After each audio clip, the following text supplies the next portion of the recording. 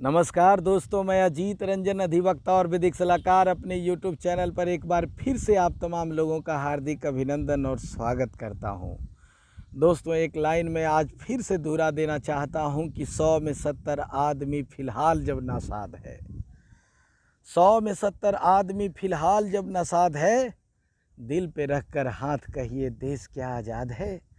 कोठियों से मुल्क की मयार को मत आंकिए, कोठियों से मुल्क की मयार को मत आंकिए, असली हिंदुस्तान तो फुटपाथ पर आबाद है। जी हाँ दोस्तों, मैं ऐसा इसलिए कह रहा हूँ कि बिहार के तमाम विभागों के संविदा कर्मियों को जिस दिन ये पता चला कि बिहार सरकार का समान प्रशासन विभाग बिहार के तमाम संविदा कर्मियों के मानदेय निर्धारण हेतु विकास आयुक्त की अध्यक्षता में कमेटी गठित कर लिया है और तमाम विभागों के प्रधान सचिवों को उसमें शामिल होने के लिए मनोनयन कर लिया है, उस दिन से तमाम संविदा कर्मियों के अंदर से उद्गार फूटकर बाहर आने लगा है। अब वो महसूस करने लगा है कि अब अच्छे दिन आएंगे, क्योंकि 2007 से लेकर 2021 तक लगातार 13-14 बरस न्यूनतम मजदूरी से कम और कम से कम मानदेय पर गुजारा कर रहे संविदा कर्मियों को ये आशा की किरण दिखना शुरू हो गया है। ऐसे में उनके अंदर ढेर सारे सवाल उत्पन्न हो रहे हैं और फ़ोन के माध्यम से हमें सूचित करते हैं और सवाल करते हैं कि सर, मैं अमुक विभाग का संविदा कर्मी हूँ, क्या विकास आयुक्त की अध्यक्षता में गठित कमेटी का लाभ मुझे मिलेगा, और अगर मिलेगा तो हमारा न्यूनतम मानदेय क्या होगा,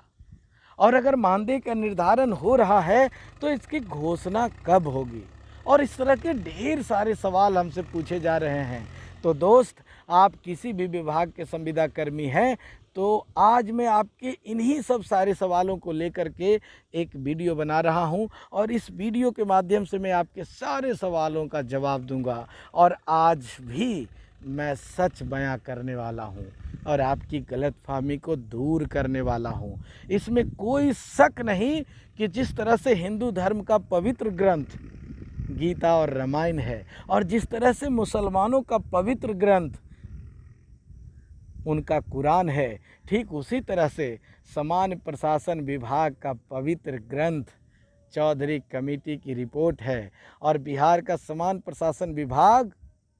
चौधरी कमेटी की रिपोर्ट को, यानी उनकी अनुशंसा को अक्षरशः पालन करना चाहती है। दोस्त, ये चौधरी कमेटी की सिफारिश ही है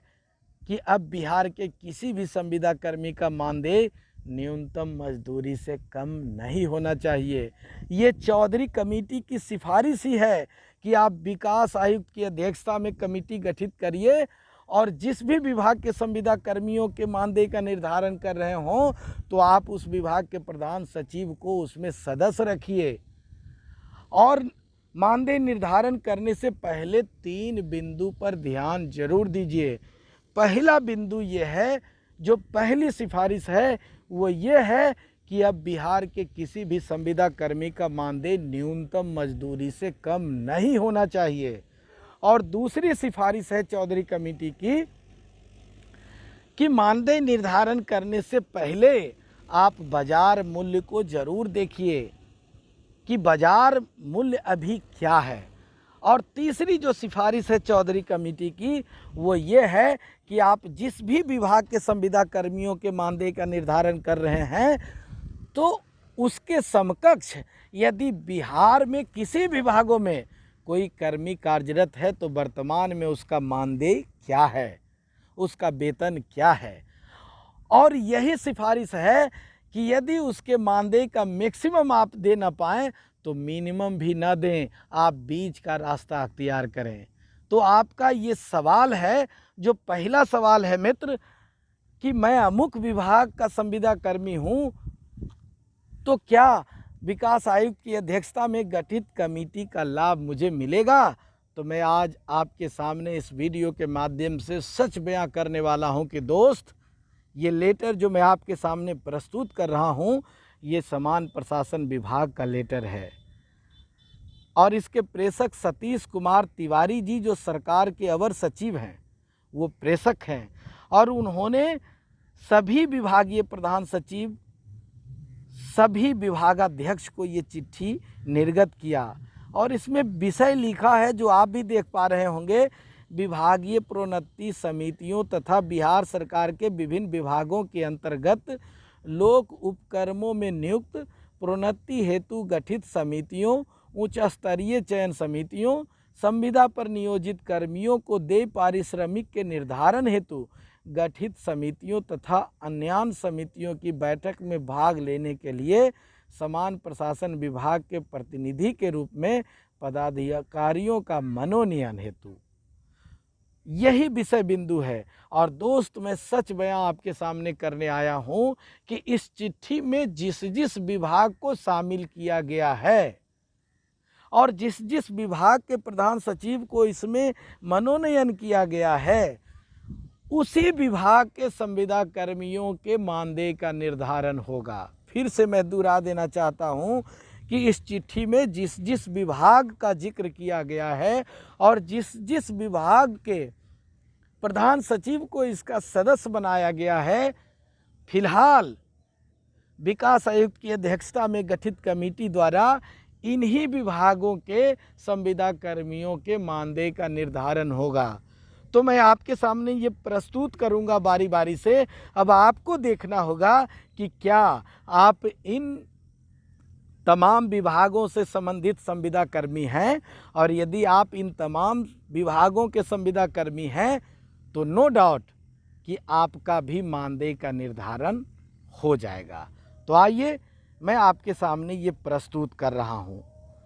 सबसे पहला विभाग है शिक्षा विभाग, उसके बाद है नगर विकास एवं आवास विभाग, तीसरा में है ग्रामीण विकास विभाग, चौथा में है श्रम संसाधन विभाग, पांचवा में है पथ निर्माण विभाग, छठा में है विज्ञान एवं प्रौद्योगिकी विभाग, उसके बाद समान प्रशासन विभाग, फिर राजस्व एवं भूमि सुधार विभाग, 9 में है निबंधन उत्पाद एवं मद्य निषेध विभाग, 10 में है आपदा प्रबंधन विभाग, 11 में है पिछड़ा वर्ग एवं अति पिछड़ा वर्ग कल्याण विभाग, 12 में अनुसूचित जाति एवं अनुसूचित जनजाति कल्याण विभाग, 13 में पंचायती राज विभाग, 14 में सहकारिता विभाग, 15 में वित्त विभाग, 16 में कला संस्कृति एवं युवा विभाग, 17 में निर्वाचन विभाग, 18 में स्वास्थ्य विभाग, 19 में ऊर्जा विभाग, 20 में अल्पसंख्यक कल्याण विभाग, 21 में सूचना एवं जनसंपर्क विभाग, 22 में निगरानी विभाग, 23 में वाणिज्य कर विभाग, 24 में पशु एवं मत्स्य संसाधन विभाग, 25 में जल संसाधन विभाग, 26 में लघु जल संसाधन विभाग, 27 में योजना एवं विकास विभाग, 28 में गृह विभाग, 29 में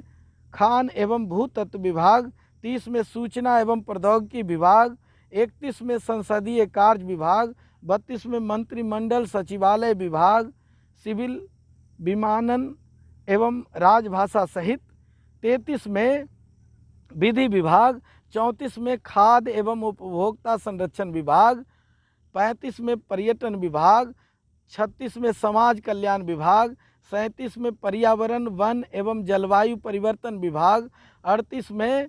कृषि विभाग, 39 में उद्योग विभाग, 40 में गन्ना उद्योग विभाग, 41 में परिवहन विभाग, 42 में लोक स्वास्थ्य अभियंत्रण विभाग, 43 में भवन निर्माण विभाग और 44 में ग्रामीण कार्य विभाग। दोस्तों, यदि आप उपर्युक्त टोटल 44 विभागों के अंतर्गत संविदा कर्मी हैं तो वर्तमान में विकास आयुक्त की अध्यक्षता में कमेटी जो गठित हुई है उसके द्वारा आपके मानदेय का निर्धारण किया जाएगा। और यदि इन 44 विभागों से परे किसी विभाग के संविदा कर्मी हैं तो हो सकता है कि आपके मानदेय का निर्धारण फिलहाल ना हो। तो मैं आपका कंक्लूजन दूर कर दिया हूं कि आप यदि इन 44 विभागों से संबंधित यदि संविदा कर्मी हैं तो आपके मानदेय का निर्धारण फिलहाल होगा, अन्यथा नहीं होगा। अब आपका दूसरा सवाल है कि अगर मानदेय का निर्धारण होगा तो कम से कम कितना मानदेय होगा। तो दोस्त, जहाँ तक मैं रीड किया हूँ, मैंने ये पाया कि चौधरी कमेटी की रिपोर्ट का अगर कंक्लूजन हमसे आप पूछें तो मैं यही कहूँगा कि चौधरी कमेटी का कंक्लूजन ये है कि अब बिहार के किसी भी संविदा कर्मी का मानदेय न्यूनतम मजदूरी से कम नहीं होना चाहिए। और मैंने ये पाया कि बिहार में अभी न्यूनतम मजदूरी 15,000 रुपये प्रति माह है। तो आप अब गांठ बांध लें कि जब भी विकास आयुक्त की अध्यक्षता में जब भी किसी भी विभाग के संविदा कर्मियों के मानदेय का निर्धारण होगा तो उनका मानदेय कम से कम 15,000 जरूर होगा। अब तीसरा सवाल आपका है कि इसकी घोषणा कब होगी। तो जहाँ तक मेरा मानना है कि लगभग बिहार के सभी विभागों में 5 लाख संविदा कर्मी हैं और सभी विभागों के संविदा कर्मियों के लाइफ का फैसला होने वाला है। तो थोड़ा सा वक्त जरूर लगेगा, लेकिन हमें आशा है नहीं, पूर्ण विश्वास है कि आगामी 15 अगस्त स्वतंत्रता दिवस से पहले विकास आयुक्त की अध्यक्षता वाली कमेटी अपना रिपोर्ट सामान्य प्रशासन विभाग को सौंप देगी और हमारे बिहार के आदरणीय श्री नीतीश कुमार जी मुख्यमंत्री स्वतंत्रता दिवस के अवसर पर बिहार के पटना गांधी मैदान, जो हमारा ऐतिहासिक स्थल है, वहां लोगों को संबोधित करने के वक्त हो सकता है कि आप तमाम लोगों को ये खुशखबरी सुनने को मिल जाए। और हमें आशा है नहीं, पूर्ण विश्वास है कि 15 तारीख को हर हाल में बिहार के मुख्यमंत्री आदरणीय नीतीश कुमार जी आपके बढ़े हुए मानदेय की घोषणा जरूर करेंगे। तो आप तमाम संविदा कर्मियों से हमारा निवेदन है कि 15 अगस्त तक आप पेशेंस जरूर रखें। हमें आशा है नहीं, पूर्ण विश्वास है कि 15 अगस्त को आपको ये खुशखबरी सुनने को मिलेगा। तो दोस्त, हमें आशा है नहीं, पूर्ण विश्वास है कि आपके सारे सवालों का जवाब इस वीडियो से आपको मिल गया होगा। अब यदि आप इन तमाम विभागों के संविदा कर्मी नहीं हैं तो आप अपने अपने विभाग में संपर्क कर सकते हैं। बिहार के मुख्यमंत्री आदरणीय श्री नीतीश कुमार जी जनता दरबार लगाना शुरू कर दिए हैं, आप वहां भी उनसे प्ली कर सकते हैं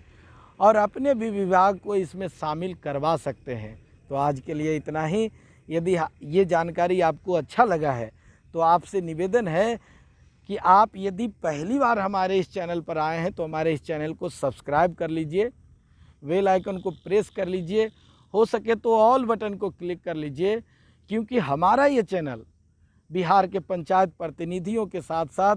संविदा कर्मियों के लिए बनाया गया है और बिहार के पंचायत प्रतिनिधियों और संविदा कर्मियों के लिए मैं नया से नया अपडेट लाता रहता हूं। सरकार की बात आप तक और आपकी बात सरकार तक पहुंचाता रहता हूं।